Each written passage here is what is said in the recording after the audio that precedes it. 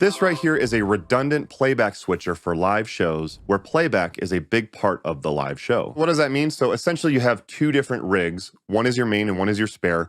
Both of them are running your click track, your backing tracks, your MIDI, and your video, and you plug both of them into this device right here. And if something goes wrong with the main rig, if it crashes or freezes or something like that, it'll switch over to the spare rig. Now you do have two different options. You can manually push a button and switch from the main to the spare, or what's really powerful about this device is that it can automatically switch. It will detect when the main rig malfunctions or crashes or something like that, and it'll auto switch over to the spare, and the show continues on like nothing happened. So this is the Go.8 by the company MLive. They're the company that makes the B-Beat and the B-Beat Pro, which are really cool devices that can handle your tracks, MIDI, and video in a standalone device without needing a computer or a tablet. For this demo, I am going to demo it with two B-Beats because this device really pairs well with the B-Beat, especially with the B-Beat Pro, but I'm going to demo this with the B-Beat specifically. Right off the bat, I do just want to say this will work with any other system that you have, any other system or playback rig that you have that is sending tracks, MIDI, and video. This will work with it. It just pairs really well with the B-Beat specifically, so that's how I'm going to do it. But if you have a computer or a tablet doing something similar, you're just going to connect your main and your spare rig to the Go.8 in the same way that I'm going to do with the B-Beat. First, I'm going to show you how to do this manually, and then I'm going to show you how to do the automatic switching, because the automatic switching is what makes this thing really, really powerful. I think it just makes sense to understand it first with the manual, and then I'll show you how to do the automatic switching. Like I said, I'm personally going to demo this on the B-Beat. I'm not going to show you how to set up the B-Beat. I have two different videos going into detail on how to set up your tracks, MIDI, and video on the B-Beat. Check out those videos if that's what you're interested in. I'll link to them down below. This is getting them specifically connected with the Go.8. Many thanks to MLive for sending this over so I can make this video. This is not a paid video, and as always, all the opinions are my own, and I'll have links down below where you can check this out for yourself if you decide this is right for you and your needs. That's enough of the intro. Consider subscribing if you're not already subscribed, and let's check out the Go.8 by MLive. So let's go over some of the inputs and outputs that we have here. And I think it actually makes more sense to show you the back first. So let's go over that. Now on the back, I want you to notice that there are ports that say A, ports that say B, and then ports that are just outputs. So you'll see those for audio, for video, and for MIDI. So you can see you have 8 quarter-inch TRS inputs for A and B. You also do have an option to use with the D25 cable as well, which is awesome. I'm glad they included that. I love those cables. I don't have any, but that is an option for audio input as well if you do have them. But on your main rig, you're always going to plug into A, and then on your spare rig, you're always going to plug into B. So on your main rig, you're going to plug in all of your audio inputs into A. On your spare rig, you're going to plug in all of your audio inputs into B. Same thing over here for video. On your main rig, you plug into A. Spare rig, you plug into B. And then you run your master video out the video output. Same here with MIDI. Plug in your main unit into A, your spare unit into B, and then you connect all of your MIDI gear out of this MIDI out port. Just FYI, if you need more than one MIDI output, I have reviewed some gear that is able to split multiple pieces of MIDI gear. Check out those videos if you're interested in connecting more pieces of gear with MIDI. Main goes to all input A, spare goes to all input B, and then the output goes to your mixer, video wall, or MIDI gear. And you also have a main and spare power as well, which is a very cool feature. Now you might be asking, where's the audio output? Those are actually here on the front. So these are your 8 audio outputs here in the front. You also have a way to select manually between A and B, which I'm going to show you first, but there is a way to automatically do that. And then you also have a way to link multiple of these Go.8s together. I'm just going to demo with just the one for right now. So let's get this set up. Like I mentioned, I'm going to be demoing this on 2 B-Beats. But again, whatever your setup is, as long as you have a main and a spare, this will work. The B-Beat actually is really cool because it has that built into it. So this one on the left is going to be my main, and the one on the right is going to be my spare. So what I'm going to do is I'm going to connect both of them via Ethernet, via the Ethernet ports. On this first one, I'm going to go to Options, Sync Mode, and just make sure it's set to main, which it is. On this other one over here, what I'm going to do is I'm going to go to Options, Sync Mode, and set this to spare. It is going to have to reboot when you do that. It'll reload and it'll say searching for the main B-Beat. Once it finds it, it's going to ask to sync, push OK, and it will tell you this is going to overwrite the spare. It's going to send everything over from the main over to the spare. So make sure you do a backup before you do this if you need to. You're going to hit OK. It actually does take a little while the first time that you do it, but I've already set these up ahead of time, so it actually is pretty fast. And now you can see everything that I do on the main is what happens on the spare. When I push play, when I go to a different menu, all the controls that I have on the main now get sent over to the spare. So I have my main B-Beat and my spare B-Beat, and it's configured properly.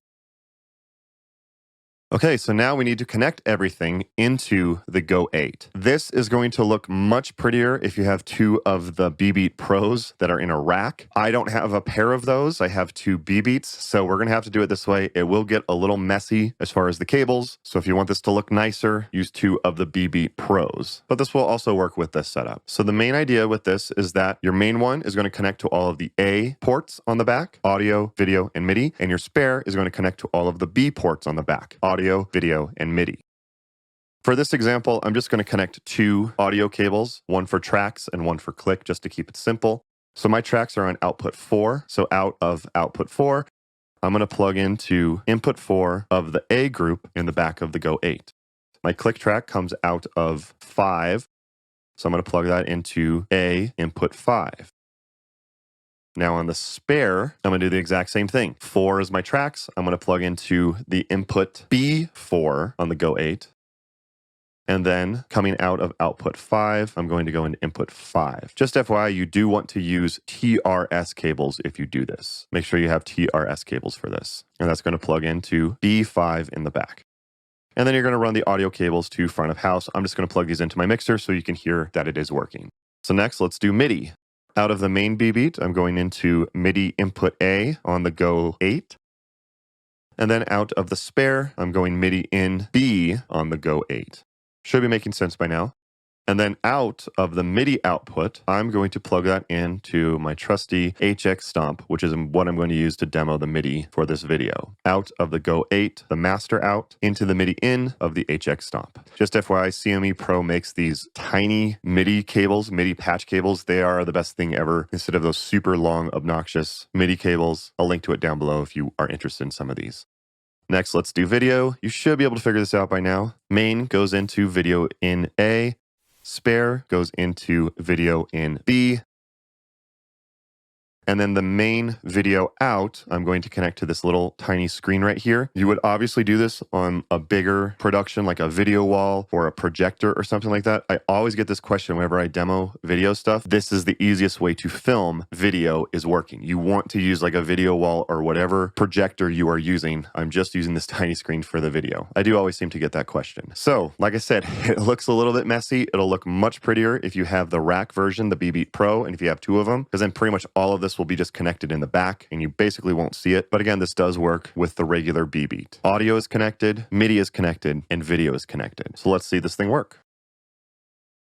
As soon as I push play, you can hear the audio, you can see that the video is working, and you can see that MIDI is sending messages to my HX Stomp to control my gear. Everything is working as it should, and hopefully the show just goes like this the entire time. Audio, video, and MIDI are all working. But what if something happens? So I'm going to push play again, start the song over, everything's working great, but let's say that something gets unplugged out of the main port. Your bass player trips over the inputs or something like that.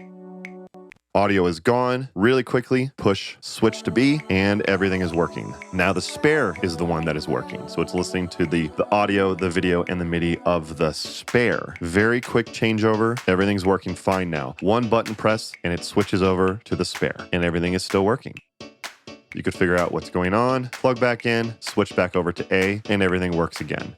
You might notice that the screen glitches. I believe that's just because of my screen. My screen takes a minute to boot up. I don't believe it's going to do that by itself, just FYI. So if you see the screen flicker, I believe that is just because of the way that my screen works. That might happen to your projector as well. But again, losing video for a split second and then getting them back is way better than it just crapping out completely. Let's say everything goes really wrong and your main B-Beat just dies completely. I'm going to unplug the power. We've lost everything. Switch over to B really quick, and everything continues. As you can see, everything is still working over here. We get back audio, we get back video, and we get back MIDI from the spare. And the spare is now running the show. Very, very cool. That is manual mode. It's definitely helpful, especially if you have like a playback tech. But what about automatic switching? You want it to automatically switch when the main one dies, and you want it to automatically switch over to the spare. You can do that, and I'm going to show you how to do that now. So in order to set this up, we need to go into the menu and change a few things. So we're going to go to the switch mode, and we're going to set this to auto A plus B. I think this is what most of you will want. I'm going to put on the screen the differences between the two if you want to pause it and read the differences. I personally find A and B to be the best option, but here's what auto A means if you want to use that instead. And the next thing you want to do is you want to set the sync frequency. So I'm going to set this to 1 kilohertz. You can also set this to 21 kilohertz. It doesn't really matter because no one's going to hear this except for the Go.8. So I'm just going to set it to 1 kilohertz. And while we're here, I might as well just show you there is a ground lift as well. You can either have it off or on, or just on certain inputs, which is pretty cool. But the main things you want to do are set the switch mode and then set the sync frequency. So now you need to generate the audio of a 1K sine wave. I'm going to do this in Logic. That's my DAW of choice. Most DAWs will be able to do this, but just on an audio track, go to Utilities and then Test Oscillator. And yes, this is annoying, but you can see it automatically makes a frequency of 1000 hertz or 1 kilohertz. You can change it here if you want, but I needed at 1000, so that's exactly what I needed. So now this annoying sound wave is going. You want to make sure that the file we're about to export, you want to make it as long as the backing track files. So now I'm just going to export this as one annoying 1K sine wave. Once that has been exported, on your B-beat, you just want to make sure to import that into each of the tracks. Remember, I have full videos walking you through how to set up the B-beats if that's what you're interested in using the B-beat Manager software. Those videos are very long and they go into a lot of detail if that's what you need. But for example, PYT is the example that I'm using. I'm going to edit this track and I'm going to import a sine wave. You can also click here and say add more audio tracks. If you don't currently have this set up, you can click this and then drop in that file. But then you're going to assign it to a family. I've assigned it to the sine wave. And in this case, I'm outputting on output 3. It can be whatever output you want, just to make sure that it's always going to be the same throughout all of your tracks. So now I have a 1K sine wave that is going to come out of output 3 on the B-beat. And you will see why here in a second. So right now you're hearing the audio. Remember, tracks is in 4 and then click is in 5. We don't need the click for right now. Let me just show you that this is working. So you need to plug in whatever signal is sending that sine wave, that 1 kilohertz sine wave. In my case, that's output 3. Those need to go into input 8 on the Go.8. It has to be input 8. So I'm going to switch this over to input 8 on both the main and the spare. And remember that that's coming out of 3 on both of the B-beats, so I'm going to switch that over here to 3. So again, out of output 3 on both the main and the spare, that is my 1K sine wave. Those are going to plug in to input 8 for both A and B on the back of the Go.8. And now, just so you can hear that this is working, I'm going to plug into input 8. You'll hear that annoying sine wave. The audience is not going to hear this, so obviously you're not going to want to plug in to the output 8 because the audience doesn't need to hear this. This is just a way to tell the Go.8, hey, if you lose this sine wave, if this sine wave disappears, switch over to the spare, which is actually really cool. So watch what happens when I unplug just that sine wave, which again is this cable right here coming out of output 3. When I unplug that, the Go.8 goes, oh God, we lost signal, switch to the spare. So as soon as I unplug from the main one, it switches over to the spare, which is really, really cool. And it happens automatically. You can hear that the audio doesn't drop out at all. It instantly switches over to the spare. And now the main demo of why you would want this. Let's say something goes completely wrong. It gets unplugged or it dies. You can see it automatically switches over to B. You lose no audio, MIDI is still going, video is still going, everything is still working. And it happens automatically. If it loses that sine wave, it goes, uh-oh, something happened with the main, switch over to the spare instantly. Very, very cool and very, very helpful. And just really quick here at the end, I did want to show you that, remember, you have a main and a spare power on the back of the Go.8. So if the main power gets unplugged, the spare is still working. So you also have spare power to the Go.8 because you obviously don't want that to go bad during the show. Lots of redundancy, especially important for big productions and larger setups where you rely a lot on MIDI and video and tracks and stuff like that. Very, very cool system. Takes a little bit to set up, but it's definitely worth it for the show. As the time of shooting, the pricing is around $1,000, depending on where you buy it and what country you're in. I will have links down below in the description if you do decide that this is right for you and your needs. But definitely a very powerful and almost necessary device, especially if your show runs heavily on tracks, MIDI, and video. If you are interested in checking out my project that does rely heavily on tracks, MIDI, and video, I will have links to my original music spiral cell and some videos and stuff like that if you are interested in checking it out. Two things I didn't go over in this video, so you can actually link two of them together, and I also didn't go over SMPTE, which this does have. I will have links down below if you want to find out more info about that. But what I went over in this video I think is enough to get most people started, and you can see if this is right for you. Thank you guys again for watching. If you did find the video helpful, do me a favor and hit the thumbs up button and feed those YouTube algorithm gods, and consider subscribing if you want to see more videos like this in the future. Don't forget I have detailed videos on setting up the B-Beat as well as the B-Beat Pro. I especially think that the B-Beat Pro pairs really well with this since you can have it in a rack. Everything is connected. It won't look as messy as it did with the two B-Beats that I did in this video, but the process is still the same. But you can check out both of my videos on the B-Beat by clicking the links on your screen now. Thank you guys again for watching. Don't forget to like and subscribe. Don't forget to follow me on my social media pages at Scott Ewell Music. Thank you guys again for watching. If you have any other cool gear you want me to check out, please leave me as a comment down below. Don't forget to like and subscribe, and I'll see you next time.